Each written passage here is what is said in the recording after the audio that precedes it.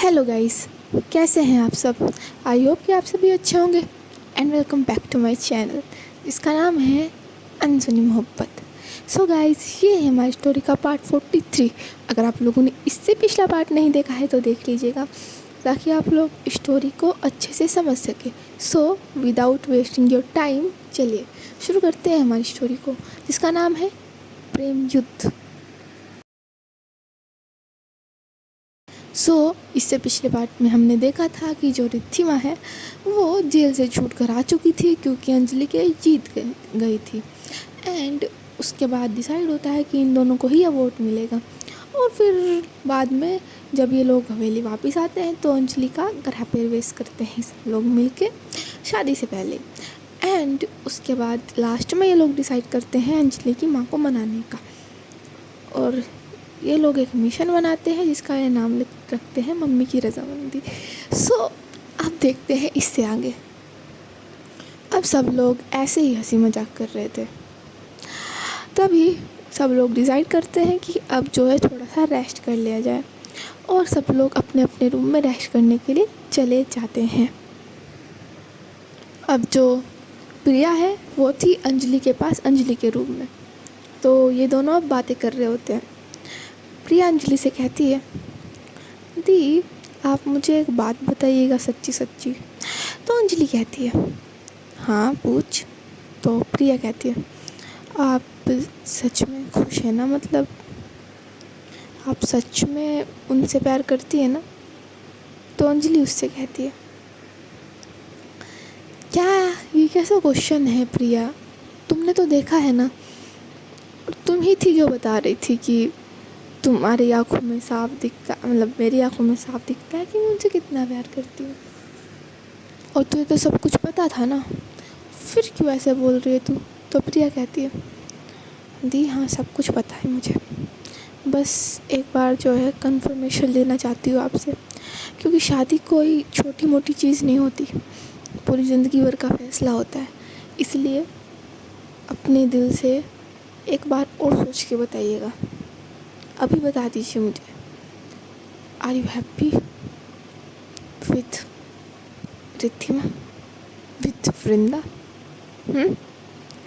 तो अंजलि कहती है, तो बिल्कुल ऐसे पूछ रही जैसे मेरी माँ तो हुई हो। तो प्रिया कहती है, दी डिस्ट्रैक्शन नहीं, पॉइंट पे फोकस करिए, आर यू हैप्पी और नॉट। तो अंजलि उसके सर पे हाथ रखते कहती है, बड़ी होगी ये तो, yes I am very very very very happy, not happy only, I am very very happy. तो प्रिया कहती है, तो ठीक है, तो कोई दिक्कत नहीं है, ओके। मैं तो पहले ही कह रही थी कि आप हैप्पी हो, मेरे से तो शर्त लगाई थी किसी ने। तो अंजलि कहती है, क्या मतलब, तुझे पता था मैं हैप्पी हूँ, फिर क्या क्या शर्त क्या। तो प्रिया कहती है, अरे कुछ नहीं दी, आप नहीं समझोगे। तो अंजलि कहती है, बताऊँ तुझे अभी मैं, जल्दी बता क्या बात है। तो प्रिया कहती है, अरे वो जीजू है ना। तो अंजलि कहती है, जीजू? प्रिया कहती है, क्या दी, वो मेरे जीजू नहीं हुए, रिद्धिमा मेरी जीजू नहीं हुआ। तो अंजलि थोड़ा सा ब्लश करने लग जाती है एंड कहती है, अब हाँ बोलना क्या हुआ। तो प्रिया कहती है, दीदी ब्लश, अभी से ब्लश करने लग गए हो, शादी के बाद क्या होगा। तो अंजलि कहती है, तू बताएगी। तो प्रिया कहती है, हाँ हाँ सुनिए, वो क्या है ना, जो जीजू है ना वही एक बार और जानना चाहते थे आपकी दिल की बात, क्या सच में उनके साथ खुश है कि नहीं है। तो उन्होंने ही मुझे कहा था कि एक बार पूछो ना उनसे जाके। और हाँ, फिर मैंने भी कह दिया, हाँ वो बिल्कुल खुश है। तो मैंने उनसे शर्त लगा दी कि अगर वो खुश हुई तो जो मैं कहूँगी आप, मतलब जो मैं मांगूंगी वो आप दोगे, और अगर ना हुई तो जो आप कहोगे वो मैं करूँगी। तो अंजलि कहती है, फुट तो शर्तें लगाने लग गई है अभी से ही। तो अंजलि कहती है, अभी से ही मतलब शादी की जल्दी है। तो अंजलि कहती है चुप कर, तू चुप कर जा। तो प्रिया कहती है अरे हाँ दी, सच्ची में उन्होंने ही लगाई थी, वरना मैं और इतनी सीरियस हो के ये बात पूछूं। अरे मुझे अपनी बहन के दिल की बात नहीं पता होगी क्या? वो तो जीजू ही थे जो जानना चाहते थे। और हाँ दी, देखो ना कितनी फिक्र करते हैं जीजू आपकी अभी से ही। ये है आपकी तो लाइफ सेट है दी। तो अंजलि जो है अपना फेस घुमा लेती है और मुस्कुरा रही होती है। उसको ना बहुत शर्म आ रही थी। तो प्रिया जिस साइड उसने फेस घुमाया था उसी साइड जाके कहती है दी अभी शर्म आ रही है, इधर देखो ना, इधर देखो, देखो देखो देखो। एंड वो उसकी चिन पकड़ के ऊपर उठाती है उसके फेस को, कहती है देखो तो ज़रा क्या लगाई थी। तो अंजलि अपने फेस पे हाथ रखते कहती है क्या लगाए। तो प्रिया कहती है दी क्यूटनेस के साथ साथ इतनी ब्लशिंग भी लगी, क्या है, क्या बात है। तो अंजलि कहती है अच्छा चुप कर, क्या कर रही है तू। एंड वो ना अपने दोनों हाथ अपने फेस पे रख देती है। प्रिया उसे फिर से टीज करने लग जाती है और कहती है दी इतनी शर्म आ रही है क्या, जीजू को यही बुला दूँ क्या। तो अंजलि कहती है मार खाएगी अब तू, क्या यहाँ से। तो प्रिया कहती है अभी से भगा रहे हो, शादी के बाद क्या करोगे, जीजू के लिए इतनी पॉजिटिवनेस। तो अंजलि अब उसकी तरफ बढ़ने लग जाती है और अपने हाथ को दिखाते कहती है रुक जा, रुक, तुझे भी बताती हूँ, इतना टीज कर रही है तू मुझे, तू रुक। तो प्रिया ना वहाँ से भाग जाती है और अंजलि जो है फिर वहीं बेड पे बैठ जाती है और सोचने लगती है। वो प्रिया की उन बातों को सोच रही थी कि जीजू आपकी इतनी फिक्र करते हैं। तो वो सोच रही थी कि सच में उन्हें मेरी इतनी फिक्र है। हाय क्या बोलूँ अब मैं, इतनी फिक्र करती है वो मेरी, इतना प्यार करती है मुझसे।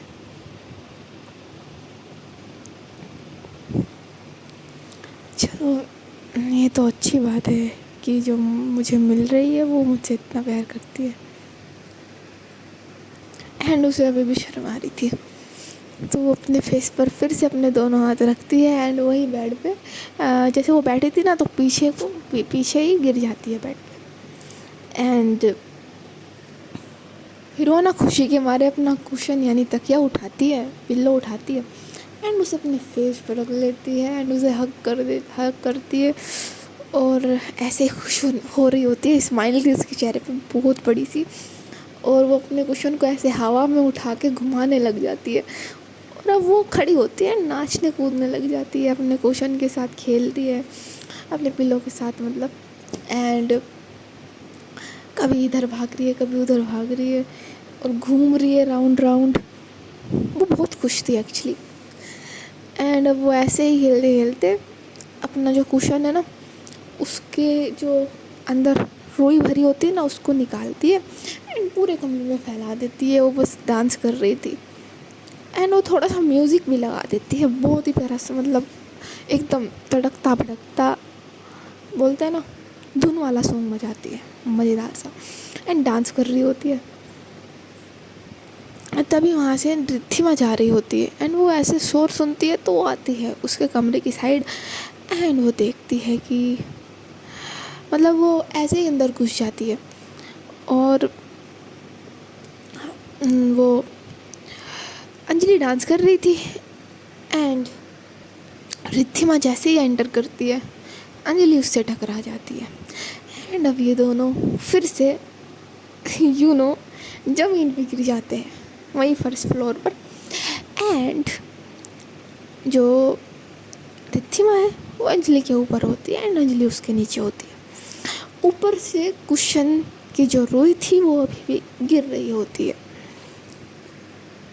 एंड उस सफ़ेद बादल जैसी रुई के बीच में वो दोनों फर्श पर ऊपर से सफ़ेद बर्फ़ की चादर जैसी रुई गिर रही है, या फिर ये कहो कि सफ़ेद बादल जैसी चादर गिर रही है और उसके बीच में ये दोनों एक मतलब आसमान की तरह लिपटे थे, ज़मीं आसमान की तरह लिपटे थे। और अंजलि की जो आँखें हैं वो बड़ी बड़ी हो चुकी थी, और जो रिद्धिमा है उसके फेस पे तो बस एक स्माइल थी, बहुत प्यारी सी, क्यूट सी, एकदम क्यूट लग रही थी रिद्धिमा। एंड अंजलि तो क्यूट है ही। और अब जो रिद्धिमा है वो अंजलि की तरफ देखती है, मतलब देख रही थी, एक दूसरे में खो गए थे दोनों। और अब जो रिद्धिमा है वो धीरे से अपने हाथ को अंजलि के बालों पे लेके जाती है और उसके बाल को सही करती है। और अब पता नहीं क्या हो रहा था उसे, धीरे धीरे अंजलि के पास जा रही थी। अब वो अंजलि के फेस के बिल्कुल पास थी, एकदम पास। एंड अंजलि भी कहीं ना कहीं खो चुकी थी, उसे होश ही नहीं था, वो बस रिद्धिमा को देख रही थी। अंजलि को ये था कि हो जाने दो, जो आज हो रहा है, बहुत रोक लिया। एंड रिद्धिमा धीरे से उसके फेस के पास आती है। इस बार अंजलि तो उसे नहीं रोकती है, और शायद वो रुकना भी नहीं चाहती थी। ऐसा लग रहा था आज तो कुछ ना कुछ होगा इनके बीच में, मतलब एटलीस्ट एक किस तो हो ही जाएगी। बट रिद्धिमा ऐसा नहीं करती है, वो उसके फेस के मतलब लिप्स के पास जाती है, बट वहाँ पे वो किस नहीं करती है। वो अपने फेस को ऊपर उठाती है एंड जाती है सीधा अंजलि के फोरहेड पे, एंड वहाँ पे एक प्यारी सी किस करती है। फिर वो उसकी आईज पे किस करती है, पहले लेफ्ट फिर राइट, फिर वो आती है उसके चिक्स पे एंड वो वहाँ पे भी किस करती है, लेफ्ट फिर राइट। एंड वो उसकी चिन पे आती है और वहाँ पे किस करती है, बट वो लिप्स पे किस नहीं करती है बस। एंड अब वो जो है होश में आते हुए एक चुटकी हो जाती है एंड अंजलि से कहती है, क्या हुआ मैडम, कहाँ खो गई आप, उठिए, होश में आइए। एंड अंजलि अब होश में आती है एंड वो हैरानी से उसकी तरफ देखती है कि ये रुक क्यों गई, ऐसे करके था उसका रिएक्शन। एंड रिद्धिमा कहती है, क्या हुआ मैडम, ऐसे क्या देख रही हैं आप। तो अंजलि उसके शोल्डर पर हाथ रखते हुए कहती है, कुछ नहीं, वो उठ रही थी। एंड वो थोड़ा सा पुश करती है और ये दोनों उठ के बैठ जाते हैं। तो रिद्धिमा कहती है, हाँ आप यही सोच रही है ना मैं रुक क्यों गई। वो क्या है ना मैडम, जब तक आपकी परमिशन ना हो हम आपको टच तक ना करें, इन सब चीज़ों की तो बात ही दूर है। और वैसे भी शादी से पहले ये सब अच्छी बात नहीं होती ना, शादी होने दीजिए फिर देखिएगा। तो अंजलि कहती है, क्या बोले जा रही है आप ये। अंजलि को यहाँ पे थोड़ी शर्म आ जाती है, क्या है यार, आज तो अंजलि को शर्म ही आ रही है। कोई ना, देखते आगे। तो उसको शर्म आ रही होती है, तो वो कहती है, क्या कर रही हैं आप ये, ऐसे कौन बोलता है। तो कहती है, हम बोलते हो, ज़रा देखो ना कितना हैंडसम, मतलब हैंडसम पति मिलने जा रहा है आपको। तो अंजलि कहती है, क्या। एंड वो रिद्धिमा उसके बिल्कुल पास आ चुकी थी, तो उसे पुश करती है और कहती है कि क्या दूर दूर रहिए, थोड़ा दूर से बात करिए आप प्लीज़। तो रिद्धिमा कहती है, हाय अब तो आपसे दूर कहाँ ही रहा जाएगा मैडम, बस कुछ वक्त और है, उसके बाद तो आप मेरी है, सिर्फ मेरी और किसी के नहीं। तो अंजलि कहती है, मैं आजकल आपको कुछ बोल नहीं रही हूँ तो आपको ज़्यादा फ़ायदा नहीं उठा रही है। तो रिद्धिमा को ना वो थोड़ा घूर के देखती है। तो रिद्धिमा कहती है, अब तो सॉरी, ठीक है, ज़्यादा हो गया क्या, सॉरी। तो अंजलि कहती है, मतलब अंजलि थोड़ा हंसने लग जाती है और कहती है कितना डरती है आप। सच बताओ ना, बहुत क्यूट लगती है आप ऐसे डरती हुई। अब से ना आपको ऐसे ही डराया करूँगी। तो रिद्धिमा कहती है, देखिए इतना डराएंगी तो फिर हम किसी और के पास चले जाएंगे, देख लेना जो हमें डराए ना। तो अंजलि उसका जो कॉलर है उसे पकड़ के खींचते हुए कहती है, क्या कहा आपने? आप किसी और के पास जाएंगी? सोच के तो देखिए, हिम्मत है आप में? आप ज़रा जाके तो बताइए। तो रिद्धिमा हंसने लग जाती है और कहती है, हाय ये जेलसी, क्या बात है मैडम, आप तो अभी से इतना जेलस। तो वो उसके कॉलर को छोड़ते कहती है, आप नहीं, मैं जेलस नहीं हूँ, मुझे जेलसी वेलसी नहीं होती। तो रिद्धिमा उसके चेहरे के पास आते हुए कहती है, अच्छा शक्ल दिखाना अपनी, आपको जेलसी नहीं होती? तो अभी कौन जेलस हो रहा था? तो वो कहती है, मैं जेलस नहीं होती, हो तो बस मैं ऐसे ही एक्टिंग कर रही थी ताकि आप जाओ ना कहीं और, अब थोड़ा तो डराना पड़ेगा ना आपको। तो रिद्धिमा कहती है, अच्छा जी एक्टिंग थी, ऐसी एक्टिंग होती है, तो रियलिटी क्या होती है? तो अंजलि कहती है, वो तो आप जाके बताइए तब दिखाते हैं आपको रियलिटी। तो रिद्धिमा उसकी तरफ फिंगर पॉइंट करके कहती है, देखो देखो आप जेलस हो रही है, देखो। तो अंजलि कहती है, नहीं मैं जेलस नहीं हो रही हूँ। तो रिद्धिमा कहती है, हो रही है, देखो ना आप कितनी जेलस हो रही है, देखो अब हो रही है। तो अंजलि कहती है, नहीं हो रही हूँ। रिद्धिमा कहती है, हो रही है, हो रही है, आप हो रही है, देखिए देखिए देखिए। तो अंजलि कहती है, नहीं हो रही हूँ। तो रिद्धिमा अब उठते हुए कहती है, मतलब बैठे थे लोग तो वो उठते हुए कहती है, हो रही है हो रही है हो रही है, आप हो रही है। तो अंजलि जो है वो जो कुशन था एक और रखा था उसको उठाती है एंड रिद्धिमा की तरफ फेंक के मारती है। और रिद्धिमा उसे पकड़ते हुए कहती है, क्या कर रही है आप, लग जाएगी। तो अंजलि कहती है, अच्छा आपको ये रुई के कुशन से लग जाएगी, हैं बताती हूँ आपको, रुको। एंड वो फिर बहुत सारी मतलब जो रुई पड़ती है वो इकट्ठा करती है और फेंक के मारती है, जैसे बर्फ़ फेंक के नहीं मारते, ऐसे फेंक के मारते हैं उसके ऊपर। कभी कुशन मार रही है, कभी रुई मार रही है, कॉटन थी जो वो। एंड रिद्धिमा भी अब रिद्धिमा नहीं मार रही होती, वो बस अपना बचाव कर रही होती है। तो वो उसको ऐसे ही मार रही थी, तो रिद्धिमा अब उसे अपने पास खींचती है और कहती है, हाय आपने तो पहले ही अपनी अदाओं से मार डाला है, कम वक्त ये कुशन क्या कर लेगा। एंड वो उसके पास जाने लगती है। तो अंजलि उसे धक्का देते हुए कहती है, अभी तो हम बोल रही थी परमिशन के बिना टच नहीं करेंगी, और अब ये क्या करने जा रही है आप? तो रिद्धिमा कहती है, कभी कभी तो चलेगा ना। तो अंजलि कहती है, चुप, और जाइए यहाँ से, चुपचाप निकलिए यहाँ से, बहुत परेशान कर लिया आपने, बहुत टीस कर लिया, बहुत हो रहा है आपका। तो वो ना उसकी तरफ फिंगर पॉइंट करती है।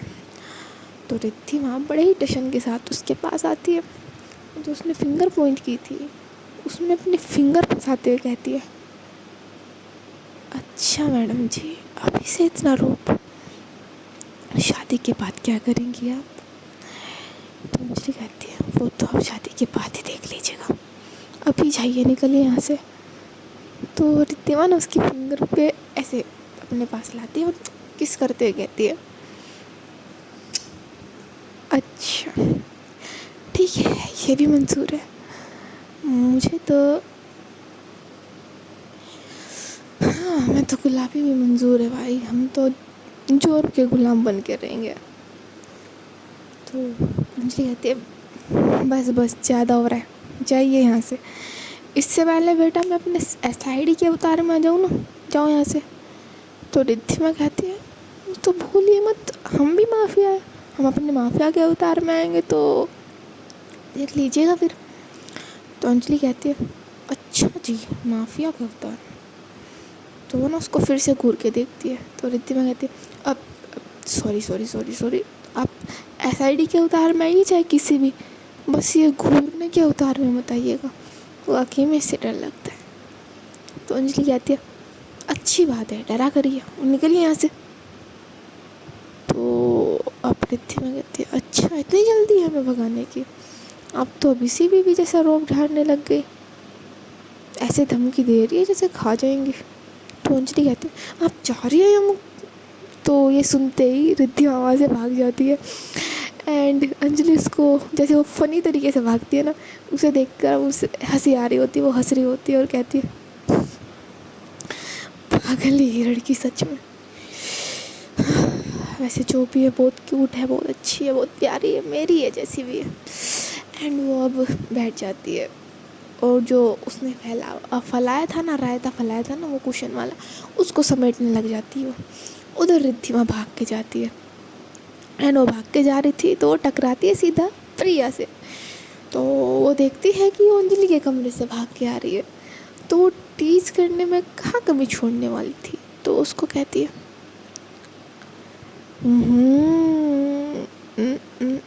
वो ना आंखों से इशारा करती है। तो रिद्धिमा कहती है अब क्या क्या हुआ साली साहिबा, ऐसे क्या कर रही हैं? तो कहती है को नहीं पता मैं क्या कर रही हूँ। तो रिद्धिमा कहती है नहीं। तो वो कहती है कर लिया रोमांस? तो कहती है व्हाट रोमांस साली साहिबा, आपको तो पता है शादी नहीं तो रोमांस कहाँ से? तो कहती है झूठ मत बोलिए, देखिए आपके चेहरे से साफ पता चल रहा है कि कुछ तो किया है आपने। तो कहती है कुछ नहीं किया है मैंने साली साहिबा, कुछ नहीं किया है, अभी तक तो कुछ किया ही नहीं है। तो कहती है अच्छा मतलब जल्दी है आपको करने की, और नहीं किया है तो आप ये दीदी के कमरे से कहाँ भाग के आ रहे हो इस तरीके से, चोरी चोरी चुपके चुपके? हाँ चोरी चोरी चुपके चुपके कहाँ जा रहे हो? तो कहती है आप कुछ नहीं, वो अंजलि जी को कुछ हेल्प चाहिए थी तो मैं करके आई हूँ बस। तो प्रिया कहती अच्छा हेल्प चाहिए थी तो वो तो मैं भी कर सकती थी, आप मुझे बोल देते, खुद क्यों जा रहे हो? वैसे शादी से पहले ऐसे मिलना सही बात नहीं होती है जीजू। तो रिद्धिमा कहती है बस करिए, ऐसा कुछ नहीं है, बस उनको हेल्प चाहिए थी तो मैंने कर दी। तो वो कहती है ओके ओके मान लिया। तो फिर ये रिद्धिमा के जो बाल थे ना उस पर कुशन की जो रुई थी वो लगी हुई थी, तो वो उसको उठाते हुए कहती है तो फिर ये रुई कहाँ से आई है? आपने रुई उठाने में उनकी हेल्प की थी क्या? तो वो कहती है अब नहीं शायद हाँ हाँ हाँ हाँ हाँ वो क्या है ना, उनका जो पिल्लो है ना वो फट गया था पता नहीं कैसे, तो वो बिखर गई थी रुई, तो उसको उठवाने में हेल्प करने गई थी। तो प्रिया कहती ओह समझ गई, रुई बिखरी थी या फिर आपके जज्बात बिखर गए थे, अरमान बिखर गए थे, जो कि उतावले हो रहे थे। तो रिद्धिमा कहती है बस साली साहब क्या कुछ भी। अब रिद्धिमा को भी यहाँ पे थोड़ी सी शर्म आने लग जाती है। तो प्रिया कहती है ओके ओके मान लिया ठीक है। हाँ तो रिद्धिमा बात को घुमाते हुए कहती है वैसे साली साहिबा मैंने आपको कुछ कहा था, हुआ? तो कहती है हाँ हो गया और तैयार रही है। तो कहती है क्या किस चीज़ के लिए? तो प्रिया कहती है मेरी बात मानने के लिए। तो रिद्धिमा कहती है मतलब वो खुश है?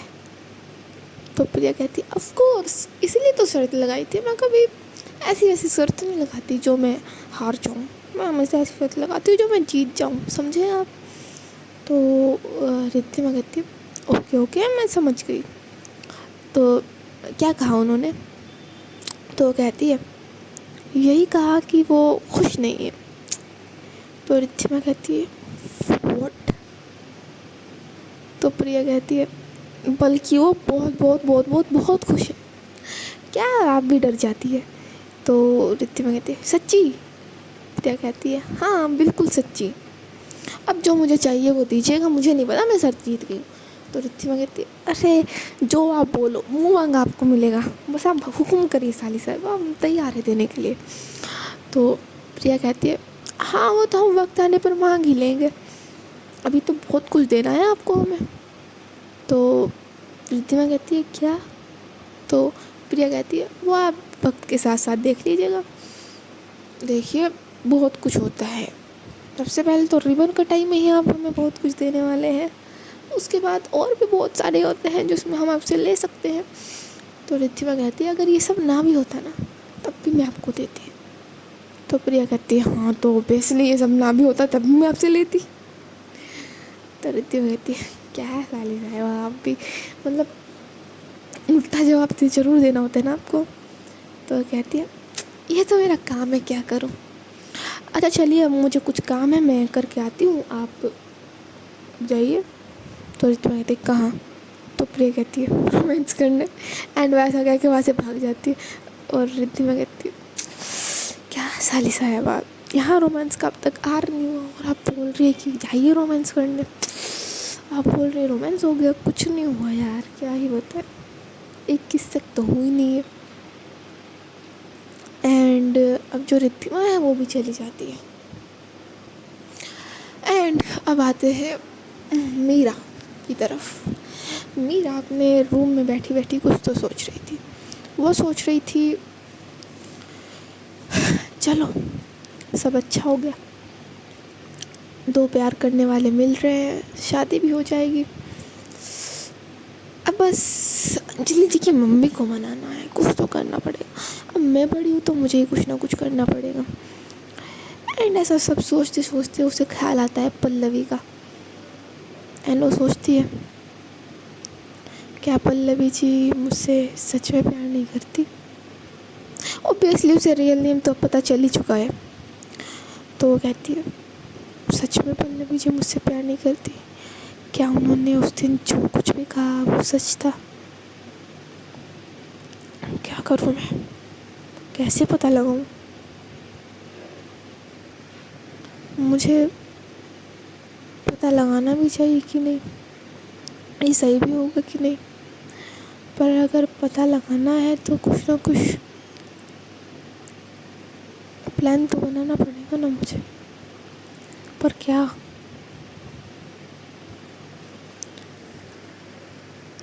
वो ऐसे ही सब सोच रही होती है।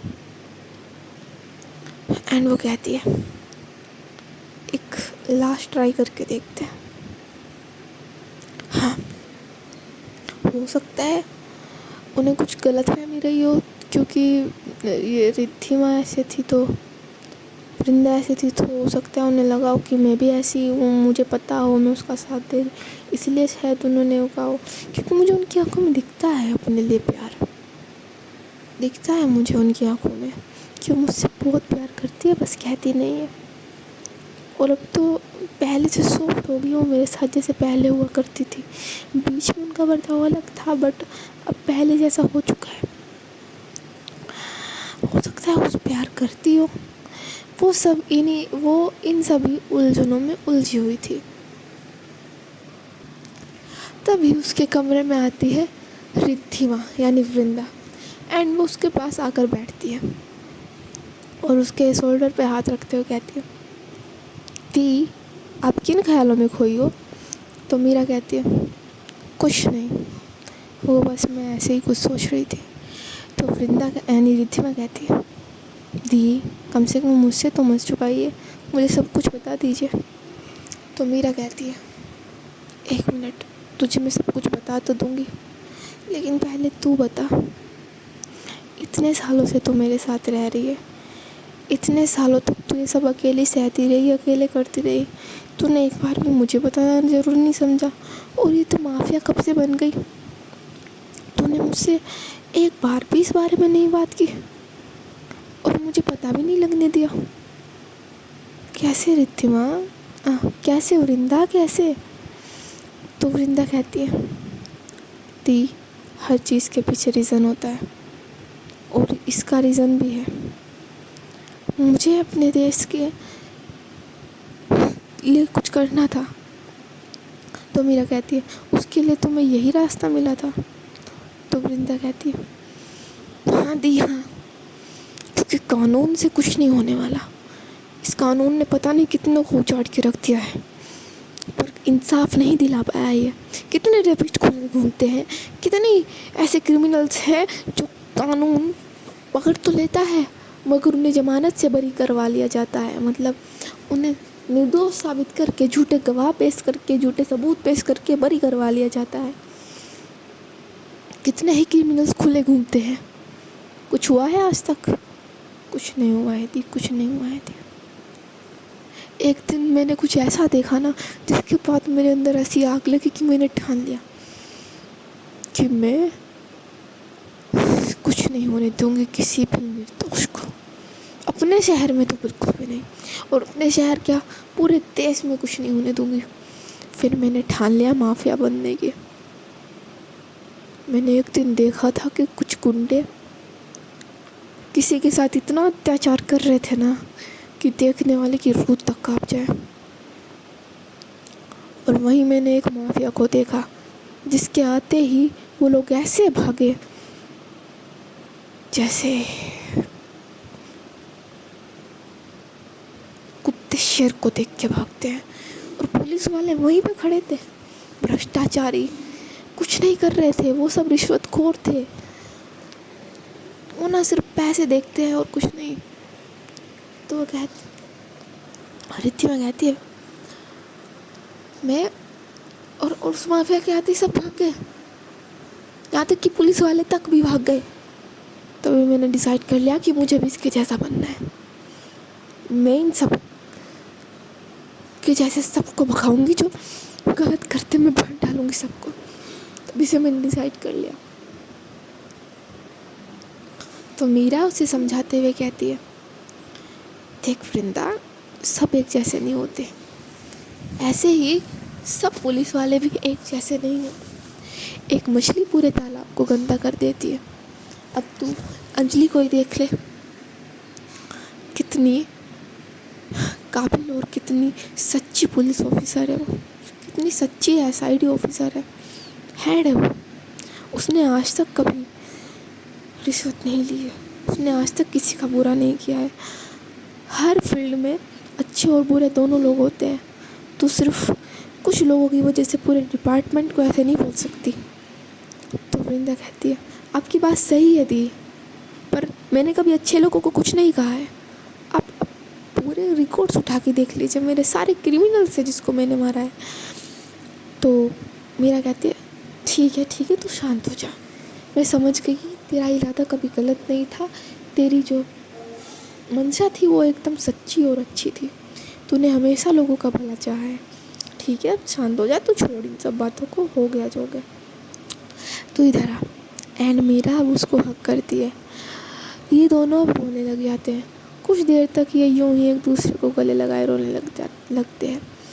एंड अब जो मीरा है वो कहती है अच्छा ठीक है अब चुप हो जा, ये रोना धोना तुझ पे सूट नहीं करता, पता है तू रोते हुए बिल्कुल भी अच्छी नहीं लगती, चल अपने आंसू साफ कर। तो वृंदा कहती है सही कह रहे हो आप, इमोशनल होना मुझसे नहीं होता, मेरा पूरा फेस ख़राब हो गया, देखो नहीं आंसू। तो वो कहते ओ चाँद हो जाती है। तो वृंदा कहती है ठीक है। तो मैंने कहती है ठीक है अब चुप हो जा, अब तो सब कुछ ठीक हो चुका है ना। तो वृंदा कहती है हाँ आप ही जो मुझे रुला रहे हो वो सब बातें छेड़ के। तो मीरा कहती है मुझे मेरी बहन को देखना था ना कि कितनी स्ट्रॉन्ग है, कितना कुछ किया इसने, मुझे क्यों नहीं बताया, ये भी तो जानना था ना। अच्छा बता मुझे क्यों नहीं बताया था। तो वृंदा कहती है क्योंकि दी मैं नहीं चाहती थी कि आप परेशान हो, मैं नहीं चाहती थी कि आपको हर पल ये डर लगे कि आपकी बहन की जान के दुश्मन घूम रहे हैं इतने लोग, और आपको भी खतरा हो सकता था दी, मुझे आपको भी प्रोटेक्ट करना था। तो मेरा कहती है ठीक है अब जो हो गया छोड़ अब इन सब बातों को, अब तो खुश हो जा, अब तो तेरी शादी हो रही है ना, तो अब तो तेरे प्यार भी मिल रहा है तुझे। तो वृंदा कहती है सही कह रही हो आप, और उनसे अच्छी लड़की मुझे मिल भी नहीं सकती। तो मेरा कहती है हाँ ये तो है, उससे ज़्यादा अच्छी लड़की तुझे कहीं नहीं मिलेगी। तो वृंदा कहती है एंड वृंदा अब कहती है और जी आप तो मुझे कुछ बताने वाले थे ना, वो तो बताइए।